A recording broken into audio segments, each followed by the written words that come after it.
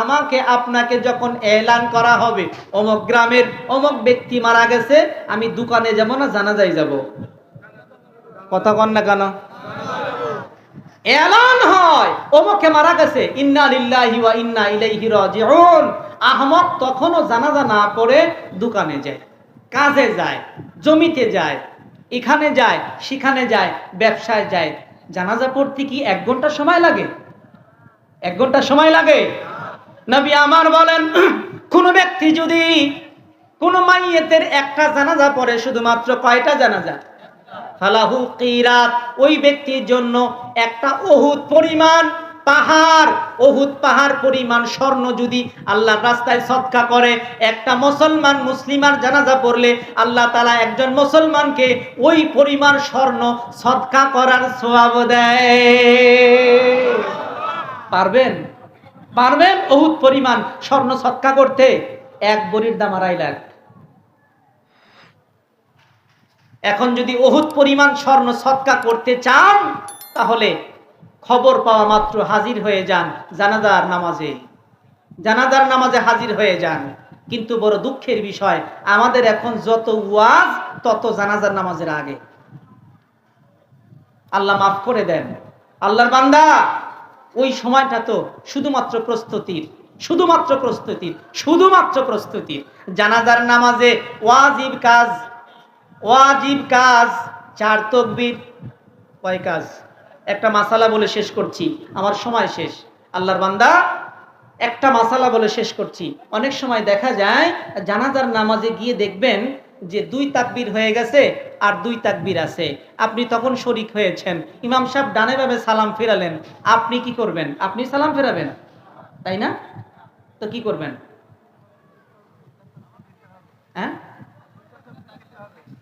হ্যাঁ, যদি পারেন তাহলে এটা করেন কি, আপনি প্রথম 2 তাকবীর পান নাই, তার অর্থ হলো সানা পান নাই আর দরুদ শরীফ পান নাই। আল্লাহু আকবার বলে 1 তাকবীর গেছে, পরে গেছে কি দরুদ, সানা গেছে, সানা। সানা জানাজার নামাজের সানা আর নামাজের সানার মধ্যে পার্থক্য কয়টা? কি? আলহামদুলিল্লাহ, আলহামদুলিল্লাহ ওয়া জাল্লা সানাউকা, এতটুকু পার্থক্য। এই তো সবাই দিন শিখে ফেলছে, আলহামদুলিল্লাহ। শুধু এতটুকু পার্থক্য, ওয়া জাল্লা সানাউকা, বাস। আলহামদুলিল্লাহ এতটুকু পড়লেন। যদি পারা যায়, 2 তাকবীর পান নাই, দরুদ সানা পড়েছেন, বাস আলহামদুলিল্লাহ, তাকবীর দিয়ে দেন দ্রুত। এরপরে আপনি কি করবেন? দরুদ শরীফ পড়েন সংক্ষিপ্ত আকারে, দরুদ শরীফ পড়ে তাকবীর আরেকটা দিয়ে ডানে বামে সালাম ফিরিয়ে দেন। যেমনটি করে আপনি যদি গিয়ে দেখেন যে জোহরের নামাজের সময়তে ইমাম সাহেব প্রথম 2 রাকাত পড়ে ফেলেছেন, আপনি তৃতীয় রাকাতে শরীক হলেন। এবার ইমাম সাহেব যদি ডানে বামে সালাম ফিরিয়ে নামাজ শেষ করে দেয়, আপনি কি ডানে বামে সালাম ফিরাবেন? কি করবেন? আপনি দাঁড়িয়ে প্রথম 2 রাকাত আগে আদায় করবেন, এরপরে তাহিয়া পড়ে তাশাহুদ পড়ে এরপর সালাম ফেরাবেন, তাই তো? হ্যাঁ, ওই জায়গাতে যেরকম ভাবে 2 রাকাত নামাজ না পাওয়ার কারণে আপনাকে 2 রাকাত পড়তে হলো, জানাজার নামাজে প্রথম 2 তাকবীর পান নাই, আপনাকে প্রথম 2 তাকবীর দিয়ে এরপর ডানে বামে সালাম ফিরাতে হবে। মনে থাকবে ইনশাআল্লাহ? মনে থাকবে। হ্যাঁ, তবে জানাজার নামাজে দরুদ শরীফ পড়া, সানা পড়া, এইটা কিন্তু যদি একান্ত দেখেন যে পর্যায় পরিস্থিতি এমন, আমি সানা পড়তে গেলে, দরুদ শরীফ পড়তে গেলে খুব ক্ষতি হয়ে যাবে, সমস্যা হয়ে যাবে, মানুষ ডিস্টার্ব করবে, বুঝবে না, তখন অবশ্যই একটা কাজ করতে পারেন।